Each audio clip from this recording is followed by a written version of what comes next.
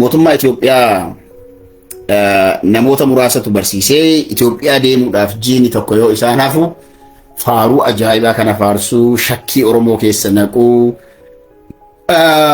waan biltsiginnaa kana post repost waraabanii gadhiisuu kana heddummaatu please warri galuu biyya barbaadan warri gama biyyaa galuu barbaadan jechuudha. Warri gara biyyaa deemuu barbaadan karaanii dudda handaaqoo isinii haa ta'u jedha warri tuulamaa kuni. Karaan dudda handaaqoo isinii haa ta'u. Karaa isinii haa laaffisu. Nagahan deemaa nagahan galaa gara biyya jiraattanitti. Haa ta'utu garuu biyya deemna jettanii faaruu hin taane, shakkii hin taane, ummata keessa naquu irraa uf qusadha. Nama bara dhufu du'uuf deemu barana gaaddidduun jalatti golgolooyitii jedhama. Gaaddidduma isaattu golgolaa nama bara dhufu du'uudhaaf deemu jechuudha. Akkanuma achi ilaaltee beekta fuuluma isaa irra nama mul'ata jechuudha. Akkasuma immoo wanti argaa jirru namoonni tokko tokko namootummaan Oromoo ijoolleen kun ijoollee jajjaboodha dhugaa irraa asii achi maqanii jedhanii amma waan nyaatan jedhee natti hin fakkaatu because iffitaa'u already alqaal wanti jalatti hafu maalidha xama atala surjii jechoota biraas dabala waan jalatti hafu qofatu yookiin callaan hin jiru iffitaan hin jiru waxii itoo yoo godhan beeytan itoo tokko dubartii dhuguu gootu waxii foonii kana keessattuu barataan yuunivarsiitiif kolleejii ture iffitaa'uun hin balaalleen jedhama hiriira duraarra dhaabbachuu qabda waxii diibaa tokkotu gubbaa irraa fudhatamee sii kenna iffitaa jedhama. Because hafuura foonii kan qabu achi gaditti hafu ambootu aataa lama nyaattaa kolleejiilee keessa yeroo ture. Kanaaf iffitaa already tabaltual. Iffitaa already tabaltual nyaatamee jira. Waggaa torba guutuu warroonni jalqabarraa faarsee galee mucuq godhee nyaatee jira. Kana booda galtaniitiin jaruma mindaa isaanii akka dabalamu nutu irratti hojjete jedhaniitiin career structurein isaanii akka dabaluuf yoo kan deemtan yoo taate karaan isinitti haa salphatu isinii haa gabaabbatu garuu ammoo kabajaan isin OPDO biraa qabdan ulfinni isaan biraa argattanis hin jiru. Akka diyaaspooraan yoo biyya deemuudhaaf ka'u jiini takka jiini lama jiini sadi yeroo hafu mootummaa sana faarsuu beekamaadha.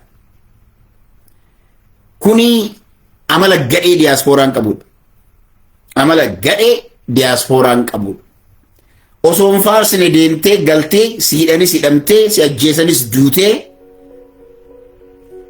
yoo matakkaallee kan taane biyyi nagaa qabdii diyaaspooraan tun akkuma jedhanillee osoo dhaqxeetiin nagaan kan deebitee kan galtu yoo taates bakka biyya kan kee akkas deemi. Biyya deema jettee faaruu biyya deema jettee waan hin taane keessa of hin naqin. Tokkoffaa biltsiginnaan isin miizaanti. Dhugaa isinitti hima biltsiginnaan hedduu diyaaspoora kana daran abshaana. Wamatirraa waan arganneef kana faarsi hin jedhanii ni faarsita maqaan kan kee asiif achittuu ni ajaa'aa dan yogguu ati booleedhaan buutu namni maal achi ilaalu hin jiru. Kuni warroonni asii sadarkaa garagaraatiif deemanii even irreechaaf dabalateetiin deemanii waan isaan irra ga'anii beekan. As deebi'anii ammoo akka nama mootummaan isaan simateetti akka qophiin addaa isaaniif godhametti hojjetu. Ani waan hin beeku beektanii namni hanga dhiyoo kana maal jedhisaa Birhaanuuni ኢታማዦር ሹምች ማል ጀዴ የኛ ሰው መላላኪን ይወዳል ጀዴ በቃ የኛ ሰው ማጨብጨብን ይወዳል አከነ ፋርሱ ገሩረኮ ኡመተ ኢሳ ኦሶ አርጎቹ ከሰቱ ዲያስፖራን ወሪ ማቲ ጉቱት ቢየከና ቀብጀን ወሪ ሃዳፈባችን ቀም ዮካ ኢነኒ ሜሰቹ ወሪ ማቲን ከሰን ጉቱት ቢየ አላ ከነ ጅሩ ወሪ አም ቢየ ጉርጉረታ አጅ ወሪ አማ ሐዋሳ ከነ ኢሴ ፋርሱማ ከነ ጀለት ገለ ኢሳን ከና አሲ ዮካ ማቲላን ዲገመኒ ጅሩስ ዱጋ ሁለተኛ ዳፈቹ I don't understand motummaan suni yeroo kaadiree yookiin ammoo faarsitee bultoota kana calalu afaan qabanii malee sirna qabanii, afaan qabanii malee ejjennoo qabanii, afaan qabanii malee namooma qabanii, afaan qabanii malee amantimaayyuu ni qabanii kan jedhu kana ilaalanii. Kanaaf namoonni gara garaa as bahanii akkuma argan arrabni isaanii dhaaba siyaasaa yookiin ammoo namoota dhuunfaa irraan eegallee dhaabbilee siyaasaa hayyuu Oromoo hunda isaa mul'isuu godhaatuma as ga'anii borus deebi'anii Abiyyiin ni arrabsu. Warra Abiyyiin faarsu tirastin waggoota muraasa booda yoo namni tokko akka tasaa as bahe Abiyyiin akka faarsan gaafii takka illee hin qabu. Faarsuu bira darbanii amma maalirra gahamee nama tumuu ajjeesuu dhaadachuu konkolaataa namaa keessatti namatti dhaqu kun Mr. Aliin waan inni dalagee. Dhugaadha warra gogaa haphiiti beektanii namoonni kun ummata gogaa haphii, ummata marii hin dandeenye, ummata billiitii isaanii laaftuu takka yoo tuqan yoo masan dhiigni isaanii danfu. An dhugaa isinitti himaa yoo gogaa furdaa hin qaban gogaa furdaa Oromoo keessaa nama lama qaba. Bal'inaan jechuudha. Namni lamaa gogaa akka ajaa'ibaa kana tikskin isa jedhamu godha jechuudha. Yookiin ammootu obsaa olii jechuudha. Nama lama arge kan qabu. Daawud Ibsaatii fi Jawaar Mohaammed. Daawud Ibsaa duulli irratti hin gaggeeffamin hin jiru. Oromoo dabalatee nutis waan jennu itti darbannee jira. Garuu isaa guyyaa takka nama tokkochaaf deebii kennu hin argitan. No single day. That is a thick skin. Gogaa isa furdaa faranjiin thick skin jettiin. Nama waan feete ati odeessiteef dantaa siif hin qabne jechuudha. Jawaar Mohaammed narraayyuu hin falminaa dhiisaa an arrabnillee jechillee maqaballeessaanillee xureessaanillee bina guutee jira eessattuu hin dabalamu bakka itti dhiisaa jira. Garuu akkasuu ta'ee Jawaar guyyaa inni waan takka hojjate guyyaa inni iddoo takkatti argame jibbaaf taatee jaalalaaf taatee hin beeknu. Namoota fakkaatu kan itti lulullee warruma harka isaa irraa nyaate kan itti lulullee warruma isa jalaan agoobaruma isaa jalaan maqaa argate kan itti lulullee warruma ajandaa isaatiin maqaa argate. Hanga dhiyoo kana wal rukuttaa miidiyaa I think faarsitee bultoota afoo biyya alaa kana diyaaspooraa kanarraa kan afoo dhaabbataa jiru. Honestly speaking ani nama 10 hin caalu amma.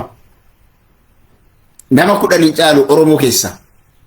Yoo beektamee warra faarsitee bultoota afoo dhaabbataatiin jiran mee listii isaanii godha. Hin beektanii warri faarsitee bultoonni. Mee faarsitee bultoonni namoota isin afoo dhaabbataatiin jiran mee tarreessa. Oromoo keessaa amma nama 10 hin caalu. Dhugamatti yoo isaan dubbatanillee kan ofii hollattan albaatiin isinirra dhufu jechuun hin danda'amu. Kuni dhugaa jirtu jechuudha. Because hanga uleedhaan nama deemtan, hanga makiinaa namaa keessa seetanii nama hudhuudhaaf, nama ajjeesuudhaaf deemtan isin geesse jechuudha. Namni kaleessa TPLFin aangoo irraa buuse akkamitti akka TPLF waliin dhaabbannee Oromoo irratti duulaa jettan. Eenyu Oromooni? Dhiiga Oromoo laallamoo dhaabni biltsiginnaa jedhamu dhaaba Oromooti. Mee gaafii kana of gaafadha. Dhaabni biltsiginnaa jedhamu dhaaba Oromooti.